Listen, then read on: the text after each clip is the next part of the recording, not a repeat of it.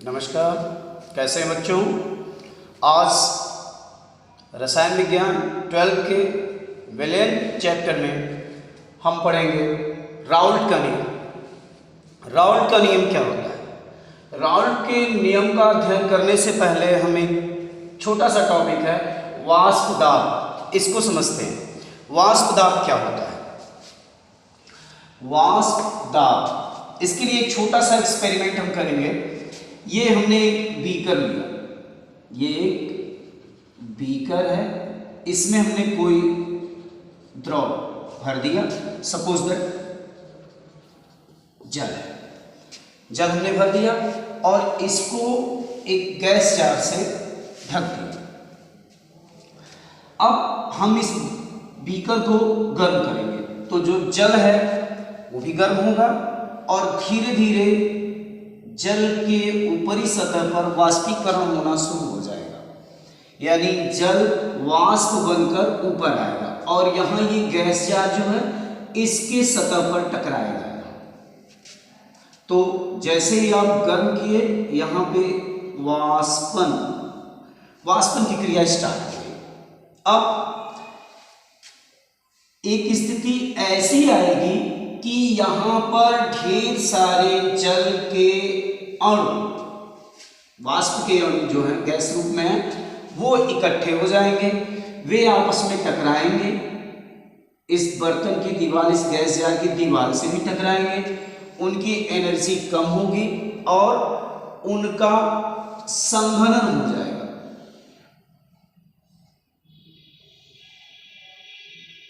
यहां हो जाएगा संघनन, अर्थात वो जल की बूंद बनकर फिर इसमें गिर जाएंगे।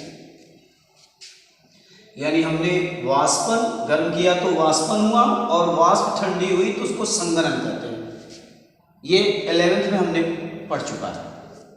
और जैसे जैसे आप गर्म करते जाएंगे ये वाष्पन और संघनन की प्रक्रियाएं चलती रहेंगी। एक स्थिति ऐसी आएगी कि जब वाष्पन और संघनन दोनों के वेग समान हो जाएंगे, दोनों के वेग समान होंगे, अर्थात वाष्पन की दर और संघनन की दर जब समान हो जाएगी तो उसी को हम कहते हैं साम्यावस्था, साम्य।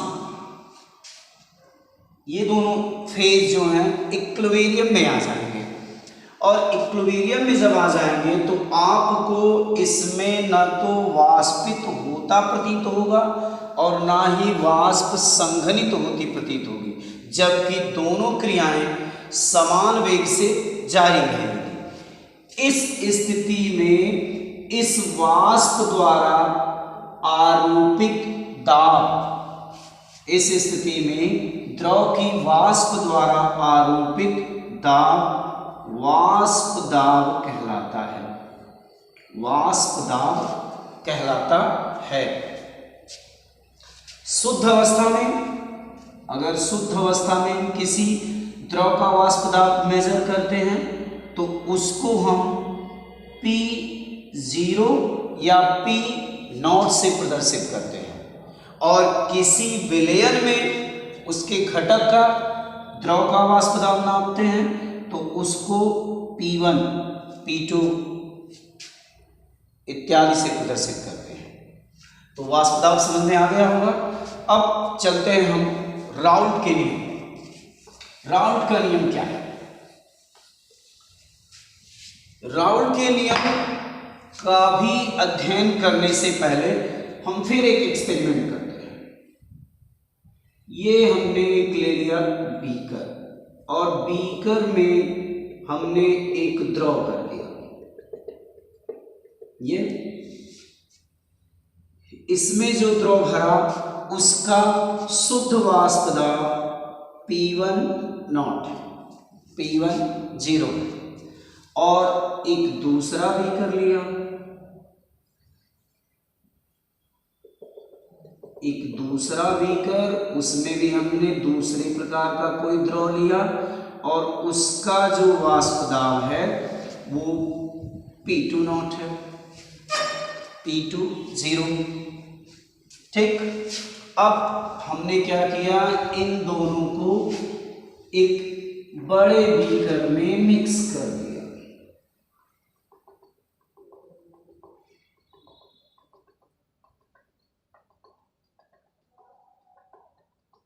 एक बड़े बीकर में मिक्स कर दिया। तो जो पहला बीकर, जो पहला द्रव था, उसका वाष्प दाब हो गया P1 और दूसरे का वाष्प दाब हो गया P2। उसका वाष्प दाब हो गया P1 और दूसरे का वाष्प दाब हो गया P2।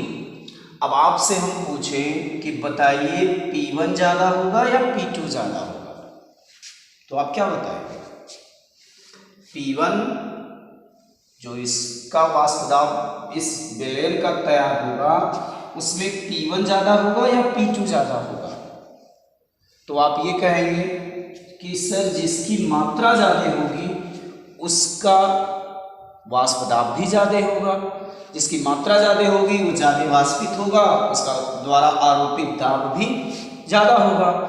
तो मात्रा ज़्यादा होने से मतलब यहाँ हमारा है क्वांटिटी इंट्रोड्यूस करेंगे मोल अंश या मोल प्रभाज।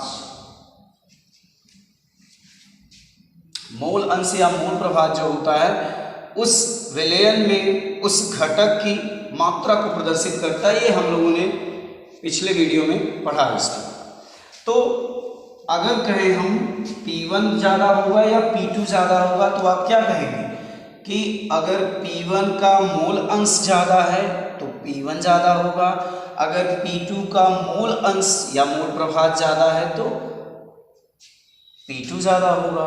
तो इसका मतलब P1 is directly proportional to P1 का मोल अंश अगर x1 हो और P2 का मोल अंश x2 हो, तो P1 डायरेक्टली प्रोपोर्शनल होगा x1 के और P2 डायरेक्टली प्रोपोर्शनल होगा x2।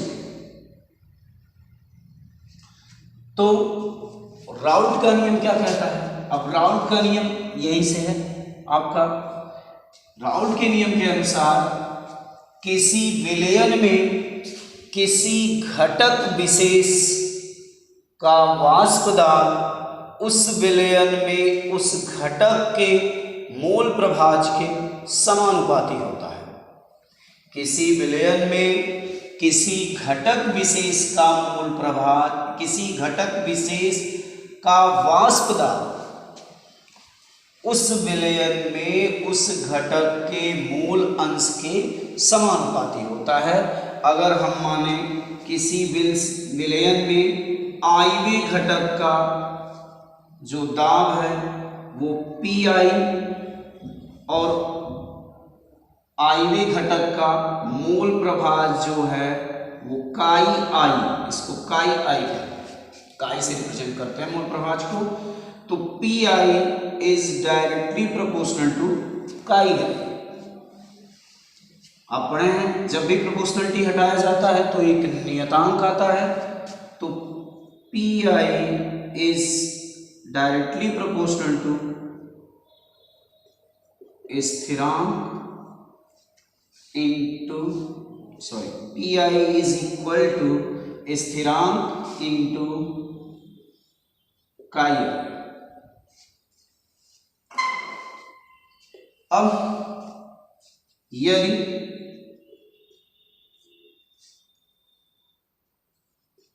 विलयन में यह घटक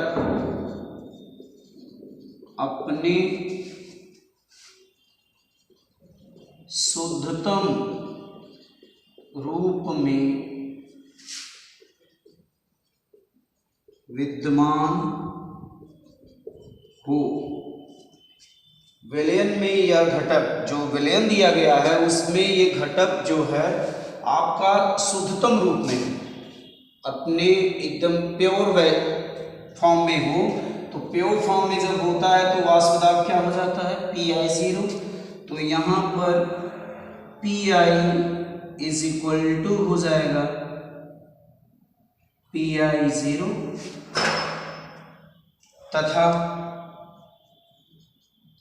जो काई आई है इसका मान हो जाएगा 1। काई आई का मान क्या हो जाएगा 1। क्यों? क्योंकि किसी विलयन में सभी घटकों के मोल प्रभाजों का योगफल सदैव 1 होता है। तो अगर शुद्धतम है इसका मतलब उसमें कोई और घटक नहीं है, तो केवल उसी घटक का काउंट होगा और उस घटक का मोल प्रभाज पूरा टोटल कितना है 1। तो इस स्थिति में इसको समीकरण नंबर 1 मानिए।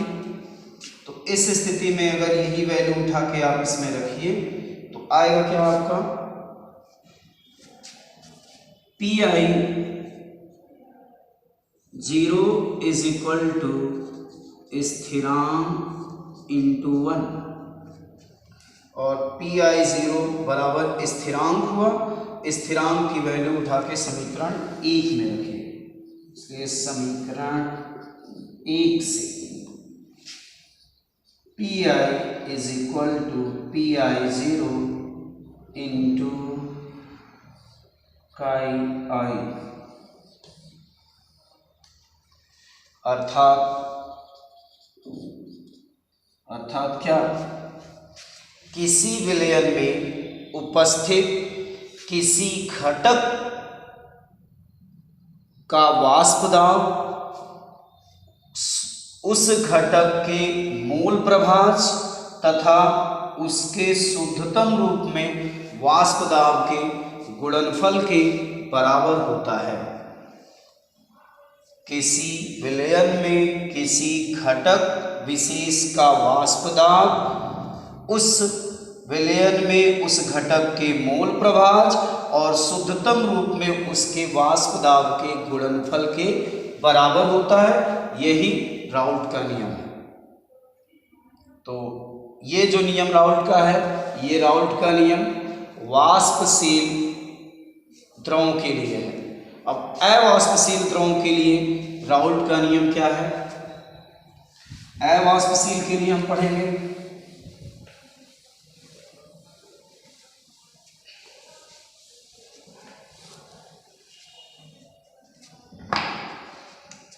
कोई एक विलयन है जिसमें अवाष्पशील द्रव मिला हुआ है, तो इस स्थिति में अवाष्पशील के लिए जो राउल्ट का नियम होता है वह आपका हो जाएगा P विलायक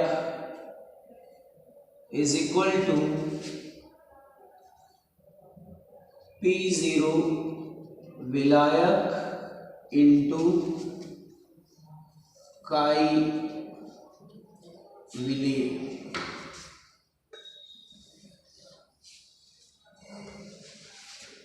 इसका मतलब ये हुआ कि निश्चित ताप पर एक वाष्पशील विलेय पदार्थ युक्त विलयन का वाष्प दाब शुद्ध अवस्था में विलायक के वाष्प दाब और उसके मूल प्रभाज के गुणनफल के बराबर होता है। चूंकि हम जानते हैं कि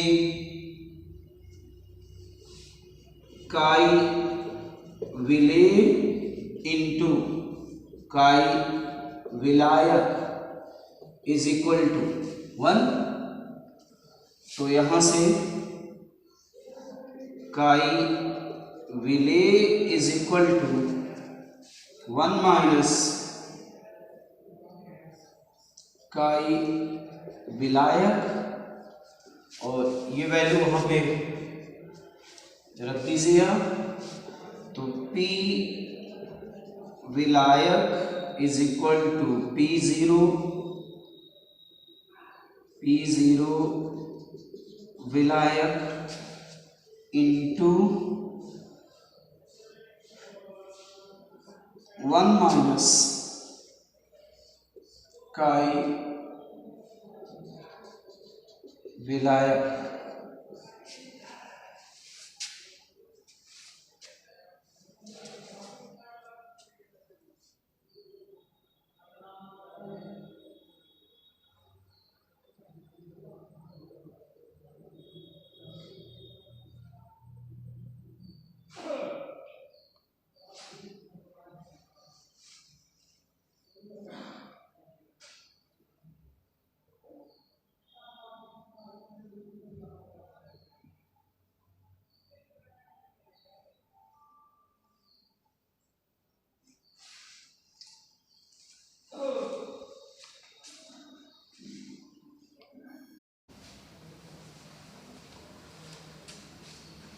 अवाष्पशील विलेय पदार्थों युक्त विलयनों के लिए राउल्ट का नियम।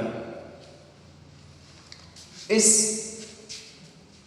टॉपिक में हम पढ़ेंगे कि अवाष्पशील अगर विलेय पदार्थ मिला हुआ है तो उसके लिए राउल्ट का नियम क्या कहता है। हमने वाष्पशील के लिए पढ़ा, वाष्पशील विलेय युक्त विलयनों के लिए राउल्ट का नियम ये कहता है कि P1 is directly proportional to X1, अर्थात किसी घटक विशेष का वाष्प दाब उस घटक के मोल प्रभाज के समानुपाती होता है। इसमें हम पढ़ेंगे अगर अवाष्पशील पदार्थ मिला हो तो क्या होगा। अवाष्पशील विलेय पदार्थ युक्त विलयनों के लिए राउल्ट का नियम ये कहता है कि किसी अवाष्पशील विलेय पदार्थ युक्त विलयनों के लिए राउल्ट के नियम के अनुसार उस विलयन का वाष्प दाब P शुद्ध अवस्था में विलायक के वाष्प दाब, शुद्ध अवस्था में विलायक का वाष्प दाब P0 तथा विलायक के मोल प्रभाज के गुणनफल के समानुपाती होता है, अर्थात P is equal to P0 into chi विलायक, काई मतलब मोल प्रभाज विलायक का। तो शुद्ध अवस्था में उपस्थित विलायक के वाष्प दाब तथा उसके मूल प्रभाज के गुणनफल के बराबर होता है विलयन का वाष्प दाब। जब उसमें अवाष्पशील विलेय पदार्थ की मिला हुआ है। हम जानते हैं कि अगर कोई द्विक विलयन है तो उसमें विलेय एक होता है, एक विलायक होता है। तो काई विलेय का मोल प्रभाज प्लस काई विलायक, ये दोनों मिलके कितने होंगे, एक। विलेय और विलायक का मूल प्रभाजों का योग एक होगा अगर कोई द्विअंगी सॉल्यूशन है। यहां से पक्षांतर करेंगे आप, काई विलायक इज इक्वल टू बन जाएगा 1 माइनस काई विलेय। इसलिए इस समीकरण से P is equal to P0 1 minus chi विलेय या P is equal to P0 minus P0 into chi विलेय। या आप इसको लिख सकते हैं, इसको पक्षांतर करेंगे तो यह आएगा P0 minus P is equal to P0 chi विलेय या P0 minus P upon P0 is equal to chi विलेय। अब ये P0 minus P upon P0 क्या है, इसको हम कहते हैं वाष्प दाब में सापेक्ष अवनमन। अवनमन मतलब कमी, क्योंकि आप देख रहे हैं P0 माइनस P, शुद्ध अवस्था में उसका वाष्प दाब अधिक है और विलयन में वाष्प दाब उसका कम हो जा रहा है। यानी जैसे ही कोई पदार्थ घोला जा रहा है वाष्प दाब कम हो जा रहा है। तो वाष्प दाब में सापेक्ष अवनमन ये बराबर होता है P0 minus P upon P0 is equal to chi विलेय मतलब विलेय के मोल प्रभाज के, यानी इसको लिख सकते हैं N अपान N प्लस कैपिटल N, जहां स्मॉल n विलेय के मोलों की संख्या, विलेय के मोलों की संख्या और कैपिटल N विलायक के मोलों की संख्या है। इसका मतलब किसी विलयन के वाष्प दाब में जो सापेक्ष अवनमन होता है वह विलेय के मूल प्रभाज के बराबर होता है। विलेय के मूल प्रभाज के बराबर होता है। अगर कोई तनु विलयन है तो यहाँ पे हम n/n+n जो है इसको भी हम कैपिटल N ही रखेंगे, तो ये आ जाएगा P0 minus P/P0 is equal to n/N।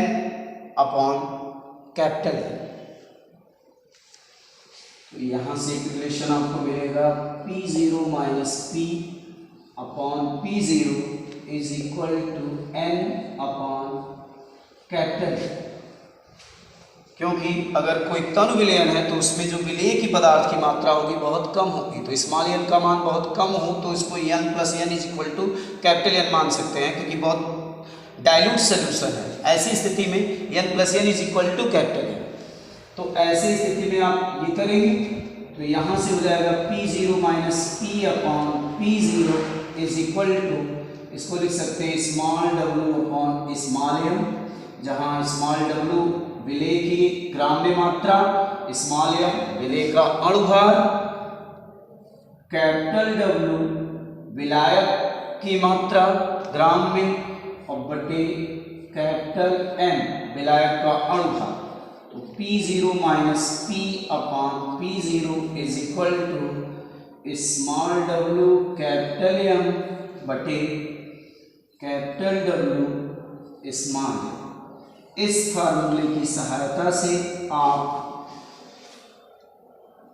विलेय के अणुभार की गणना, इस पे न्यूमेरिकल्स आते हैं, तो विलेय के अणुभार की गणना आप कर सकते हैं अगर आपको सापेक्ष अवनमन पता हो।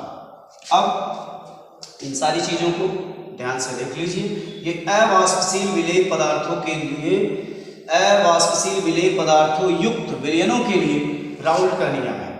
अब इन चीजों को केयरफुल्ली नोट करिए, जो समझ में ना आए उसको कमेंट बॉक्स में जरूर कमेंट करके पूछिए। अब हम पढ़ेंगे आदर्श विलयन और अनादर्श विलयन क्या होते हैं। आदर्श विलयन क्या होता है और अनादर्श विलयन क्या होता है।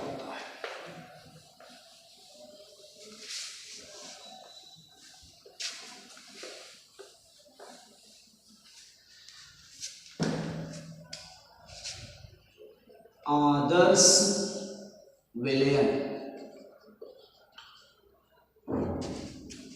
और ये अनादर्श विलयन। आदर्श विलयन क्या है? जो ताप दाब की सभी स्थितियों पर राउल्ट के नियमों का पालन करता है उसे आदर्श विलयन कहते हैं। जो ताप दाब की सभी स्थितियों पर राउल्ट के नियमों का पालन नहीं करता उसे अनादर्श विलयन कहते हैं। जैसे इसमें हमने पढ़ा कि P1 P2 अगर दो विलयन हों जिनके वाष्प दाब क्रमशः P10 और P20 हो, और जब विलयन बना दिया जा रहा है तो इनके वाष्प दाब P1 और P2 हो जा रहे हैं।